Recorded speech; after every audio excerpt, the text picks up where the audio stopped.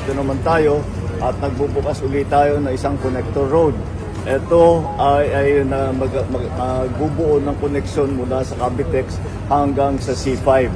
Itong section na ito ay Parañaque hanggang Taguig will be, it's a 2-kilometer section at ang dadaan dito mga 36,000 na vehicles ang dadaan dito. Kaya malaking bagay ito kasi madidecongest, mababawasan ang traffic doon sa mga maliliit na kalsada dahil dito na lang dadaan. At yung biyahe na dati ay isang oras kalahati, magiging 15 minutes na lang. At napakalaking bagay yan dahil malaking savings sa oras ng mga commuter, unang-una.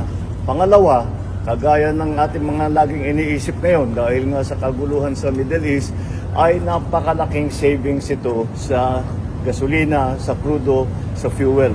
At hindi maliit na bagay ang babawasan mo, ang biyahe mo mula sa isang oras kalahati hanggang 15 minutes. Malaking savings siya. Kaya ito ay kasama sa ating utos na nanggaling sa uplift na ating ginagawa na buksan lahat ng mga daan upang maging mas maginhawa ang pagbiyahe ng ating mga traveling public. At bukod pa ron ay nais kong i-announce na ito, toll-free ito buong Abril. Mula ngayon hanggang end of April, toll-free ngayon muna dito.